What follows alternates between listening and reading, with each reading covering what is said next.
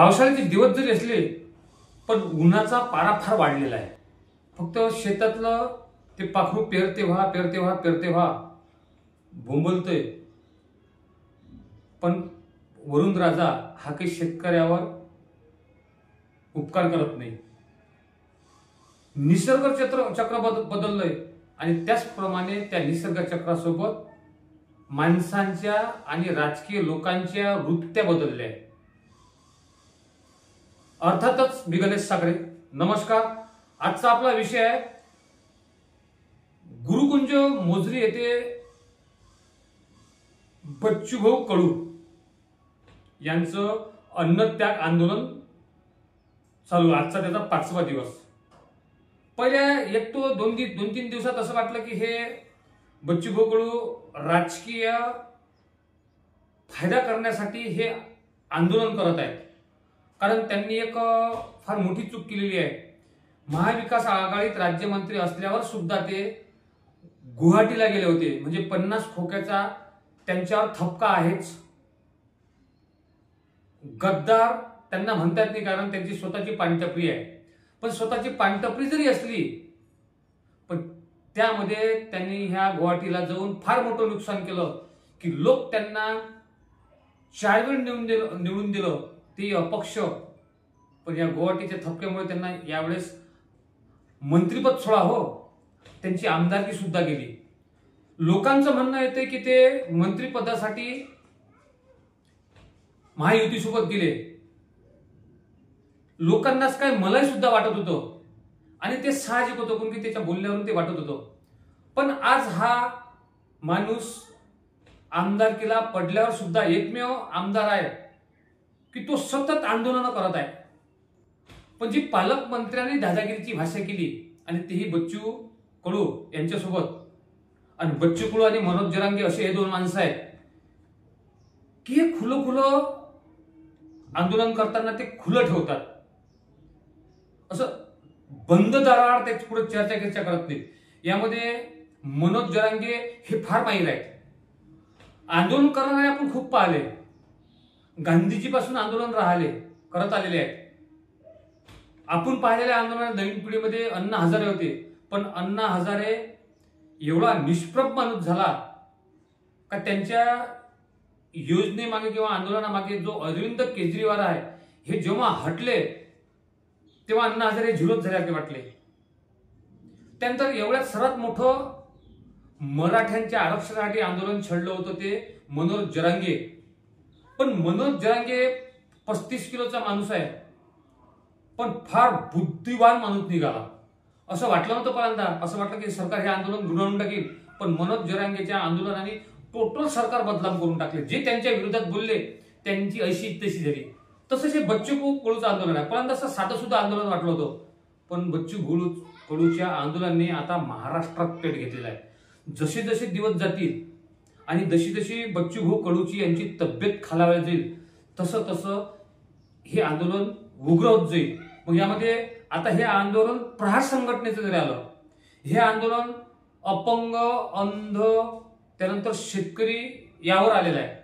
आज ज्यांच्या मनस्थिती वृत्त्या ह्या बच्चू कडूच्या विरोधात गद्दार म्हणून होत्या, आज तेच लोक त्यांचं मन परिवर्तन होऊन आज त्या लोकांना वाटत आहे की नाही, आजचा 5वा दिवस निघाला, हा माणूस लढतोय कोणासाठी, पडल्यावर सुद्धा हा माणूस लढतोय फक्त शेतकऱ्यांच्या मागण्यासाठी। आणि साहजिक आहे हो, ह्या फडणवीसने मूर्तिजापूरच्या भाषणात काय कबूल केलं होतं, शेतकऱ्याचा सातबारा 3 लाख नाही, किती असला तरी कोरा कोरा कोरा। पण हा निढळ माणूस जे बेबंदशाही राजकारणातले इंग्रजांनी राज्य केलं आणि त्यामध्ये स्वातंत्र्य भेटण्यासाठी आपले लोक हुतात्मे झाले, ते गोरे लोक होते, गोऱ्या चांबड्याचे लोक होते। पण हा माणूस म्हणजे साधा सुद्धा नाही।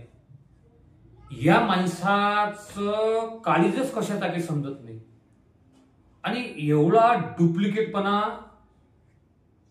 करणारा माणूस, लाज लज्जा शरम सोडलेला माणूस, आपण बोललो काय आणि आपण करतो काय याची एक किंचितही लाज त्या फडणवीसला वाटत नाही।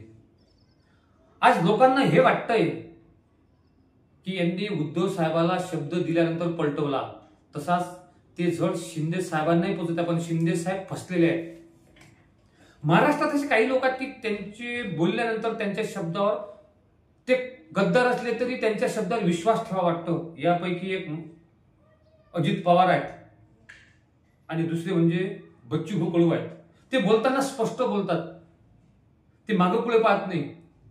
पण या फडणवीसच्या मनात काय असतंय, हा एवढा राजकीय नीचपणा मला तर वाटतं, असं वाटतंय कोणत्याच राजकारण्यामध्ये नाही.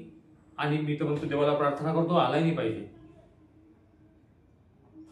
किती निर्णयात तो माणूस पलटून गेलेला आहे. लाज लज्जा शरम सोडलेला माणूस आहे. ईडी सीबीआय यामुळे त्यांनी एवढं जेरीस करून टाकलं. काय त्या अजित पवार 70,000 कोटीचा घोटाळा, त्याच्या अगोदर चक्की फिशिंग म्हणणारा आज त्याच्या मांडीला मांडी लावून बसला. म्हणजे किती नालायक फडणवीस आहे. भुजबळ काय बोलले होते, गुन्हा म्हणजे केलं म्हणून ते भोगत आहेत. पण आज तेही, त्यांना जे मंत्रिपद दिलं ते फडणवीसनीच दिले. आंदोलन कसे दाबायचे, स्वतःच्या पक्षातल्या लोकांना कसं दाबून ठेवायचं, हे हरामखोर नीती ह्या फडणवीस मध्येच आहे. पंकजा मुंडे, नाथा भाऊ, मुनगंटीवार असे काही लोक त्यांनी घरात केले. आणि उचलले कोणते लोक की ज्यांना कुटका भेटल्यावर कुत्र्यासारखे धावतात. नारायण राणेची तिन्ही लेकरं. तो किरीट सोमा तर डायरेक्ट बोलला की या फडणवीसनेच मला सांगितलं म्हणून मी केलं. फडणवीस, तो राम कदम, तो पडळकर तर हे बोलला की मला पंतप्रधानाच्या घरी घर पुसायला जरी ठेवलं तरी, म्हणजे किती नालायक नीच राजकारणी आहेत. तो सदाफळे, त्यानंतर तो वकील, काय कोणत्या चष्म्याचा, बेस्ट प्रकरण. ज्यावेळेस उद्धव साहेबांची सत्ता होती त्यावेळेस त्यांना बेस्ट प्रकरण काय होतं मॅच केला. पण आज साले नालायक त्या बेस्ट प्रकाराच्या एक पटक शब्द कळत नाही. हे सर्व प्रकरण उखडून काढणारा एकमेव हरामी माणूस म्हणजे या महाराष्ट्राची राजकीय संस्कृती लयास नेणारा म्हणजे फडणवीस. खरंच इतका राजकारणात नीचताचा माणूस माझ्या तरी पाहण्यात आला नाही. आज त्या बच्चू कडूची केस नाही झाल्याबरोबर त्यांच्याकडे सीएम मधून फोन गेला. म्हणजे हे बेबंदशाही, हुकुमशाही नाही आहे का? खरंच हे सर्वसामान्य माणसाला जगू देतील का?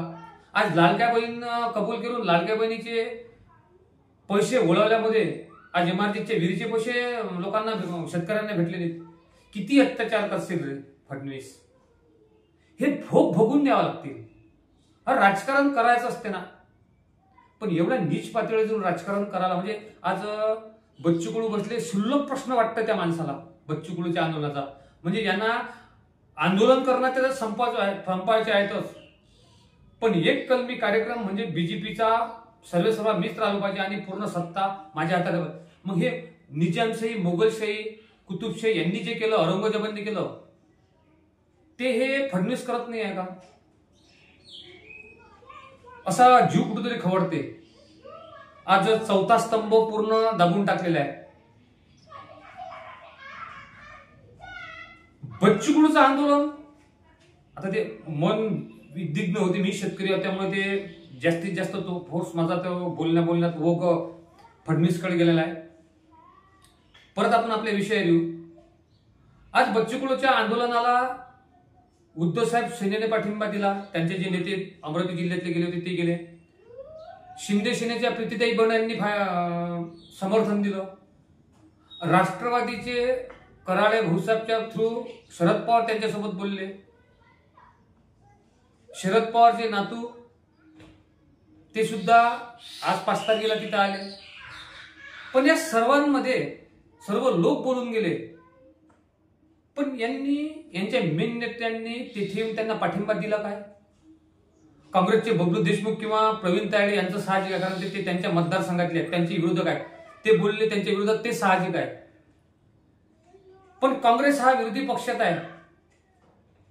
त्यांनी बच्चू कडूच्या आंदोलनाला समर्थन द्यायला पाहिजे होतं का नाही पाहिजे? म्हणजे मग काँग्रेसची जी नीती आहे या नीतीला काय समजावं? टीकेत आलेले आहेत. शेतकरी संघटनेचे जे नेते आहेत ते तिथं येऊन राहिलेले आहेत. पण या कुठल्या तरी शेतकरी संघटनेच्या नेत्यांनी त्यांच्या कार्यकर्त्याला रस्त्यावर उतरायला लावलं का? इथं शेट्टी सुद्धा आलेले आहेत, टीकेत आलेले आहेत, ते तुपकरात ते आलेले आहेत. यांनी यांचे कार्यकर्ते रस्त्यावर उतरवले का? नाही ना. कारण याही लोकांना सुद्धा हे माहित आहे, समजा बच्चू कडूचं आंदोलन हे जर जरांगे किंवा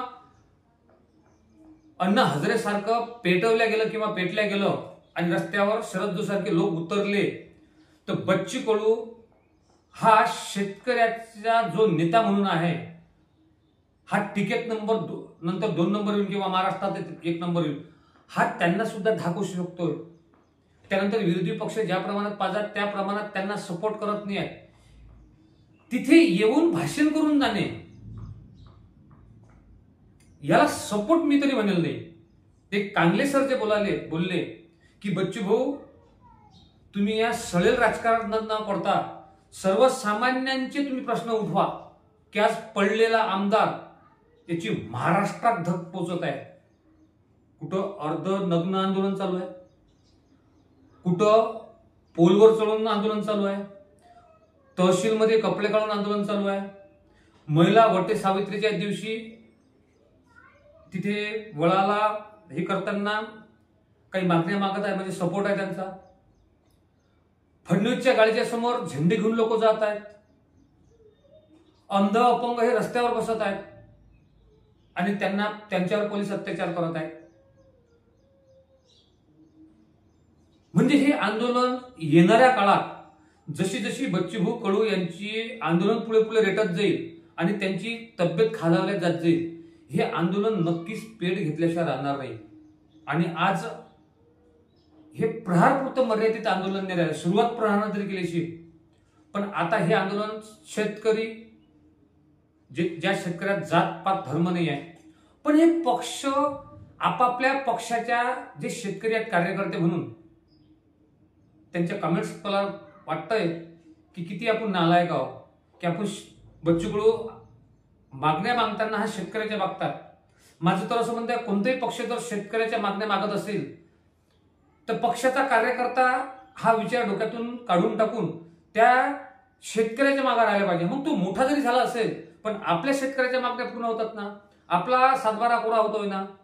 मग याच्यात दोन काय, मग बीजेपीच्या एखाद्या कार्यकर्त्यानं किंवा नेत्याने जरी आंदोलन केलं असेल तरी पक्ष सोडून त्यांच्या मागे उभं राहणं हे मला तर यासाठी हे योग्य गोष्ट आहे. पण आज राजकारण यांनी जात पात धर्म यामध्ये हा शेतकरी वळवलेला आहे. शेतकऱ्याचा त्यांनी कार्यकर्ता करून ठेवला आहे आणि शेतकरी जो कार्यकर्ता झाला हा पक्षाला बांधील झालेला आहे. कारण त्याला माहिती आहे, या आंदोलनात आपण जर दिसलो तर वरिष्ठ नेता त्याच्या खालच्या नेत्याला सांगून आपल्याला झापेल. किती नीच प्रवृत्ती आहे. हे असं राजकारण महाराष्ट्रात कधी पाहिलं का हो? उद्धव साहेब होते त्यावेळेस रोज त्यांची नेते बळबळ बळबळ करत होते. आज तो नारायण राणेचा मुलगा स्वतःचा बाप असल्यावर म्हणतो की सर्व पक्षाचे बाप हे वर्षा बंगल्यावर बसला आहे. अरे नीच माणसा, तो नारायण राणे हयात आहे आणि सर्व पक्षाचे बाप म्हटल्यानंतर तुझा भाऊ शिंदे सेनेत आहे, म्हणजे त्याचाही तू बाप बदलवला आणि स्वतःचाही तू बाप बदलला. खरंच नारायण राणेच्या बायकोला आणि या 2 भाजऱ्या पोट्टेच्या म्हणजे आईला काय वाटत असेल की आपले मुलं आपल्या देखत नारायण राणेच्या जागी फडणवीस यांना बसवायला लावत आहेत. आज फडणवीसने झापलं, नारायण राणेची कुठेतरी वाटलं नारायण राणे साला मी हळद असल्यानंतर हा माझी जागा फडणवीसला देतोय. त्या मातेला किती बेकार वाटते. म्हणजे लाजा लुच्च्या शर्मा सोडल्या का रे? खरंच मन कसं तरी होतंय. आणि हे साले सिक्युरिटीत वागतात म्हणून यांना म्हणा जरा फिरून पहा. चौथा स्तंभ यांनी पूर्ण दाबून टाकला. बरं झालं हे सोशल मीडिया आहे म्हणून हे आंदोलन लोकांपर्यंत पोहोचतात. आज नॅशनल मीडियावर लोकांचा विश्वास उडालेला आहे. त्यांचे न्यूज कोणते येतील हे सांगताच येत नाही. असं हे आंदोलन येणाऱ्या काळात जे नेते तिथे भेटून देऊन राहिले, यामुळे हे चिघळल्या जाईल असं मला वाटतंय. गर्दी जरी कमी असेल पण लोकांची आत्महत्या आहे, कारण पेरणीसाठी लोक आणि शेतीच्या कामासाठी लोक रुकलेले आहेत. कांगले सर जे बोलले तेच योग्य आहे. मला तरी असं वाटतं की बच्चूभाऊ कडूंनी त्या कांगले सरांचे जे भाषण झालं ते ऐकावं. कांगले सर शेतकऱ्याच्या मागणी आणि विद्यार्थ्याच्या मागणीसाठी तिथं ते समर्थन देण्याकरता गेले, पण त्यांनी तिथे जाहीर केलं की मी कुठल्याच प्रकारच्या राजकारणात पडणार नाही. मनोज जरांगे, कांगले सर हे लोक अपवाद आहेत, पण बच्चू कडू यांचा मूळ गाभा हा राजकारण आहे. समाजसेवक ते आहेत पण ते राजकारणातून मोठे झालेले आहेत. खरंच येणाऱ्या काळात हे आंदोलन मोठं करण्याची जबाबदारी कोणावर आहे? शेतकऱ्यावर का अपंग बांधव यांच्यावर? का जे शेतकरी पक्षाचे कार्यकर्ते म्हणून लायसाटेपणा करतात किंवा त्यामधून राजकारण साधायचे प्रयत्न करतात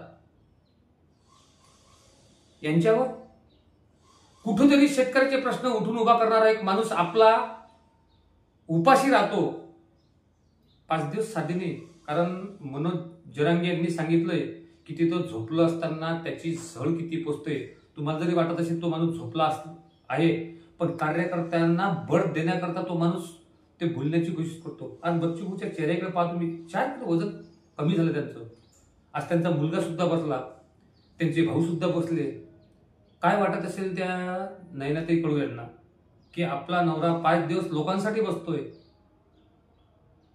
पण ज्या प्रमाणात सपोर्ट पाहिजे त्या प्रमाणात सपोर्ट मिळत नाही आहे. येणाऱ्या काळात बच्चूभाऊ तुमच्या आंदोलनाला नक्कीच राग पेटेल असं म्हणण्यास काही हरकत नाही. आज विरोधी पक्षाचे तकलादून नेते तिथे पाठवून ते समर्थन देत आहेत, पण त्यांचे कार्यकर्ते उतरत नाही आहेत रस्त्यावर. याला समर्थन म्हणत नाहीत. कार्यकर्ते प्रत्येक विरोधी पक्षाचे तिथे उतरायला पाहिजे होते. काँग्रेसची भूमिका शंकास्पद वाटते. बच्चूभाऊ कडू शिंदे यांच्यावर बोलत नाहीत. मला तर कधी कधी असं वाटते की बीजेपीचे जे फडणवीस आहेत हे अजित पवारला हाताशी धरून त्यांना शिंदेची सेना संपवायची आहे. त्यामुळे ते शिंदेना डॉमिनेट करायचं आहे. मग अशा वेळेस शिंदे साहेबांनी उघड पाठिंबा का नाही द्यावा? म्हणजे हे सत्तेसाठी लालशी पडलेले लोक आहेत का? स्वतःच ते बाप त्या याला मानतात मोदीला. हो, मोदीने 370 राम मंदिर अशा काही चांगल्या गोष्टी, रोड हेच चांगल्या केल्या, पण शेतकऱ्याच्या प्रश्नावर 1 वर्ष आंदोलन त्यांनी छेडलं टिकेत, आणि त्यांचे वाक्य कशा प्रकारे गेले. हे इंग्रजांपेक्षाही क्रूर सरकार आहे. देशासाठी ते चांगलं आहे, पण सर्वसामान्य माणसासाठी हे सरकार नक्कीच इंग्रजांची भावना वापरत आहे असं म्हणण्यास काही हरकत नाही. आपल्याला व्हिडिओ आवडल्यास नक्कीच या व्हिडिओला लाईक, सबस्क्राईब, शेअर करण्यास विसरू नका. आपलं चॅनल गन्ना का फन्ना YouTube चॅनल. धन्यवाद.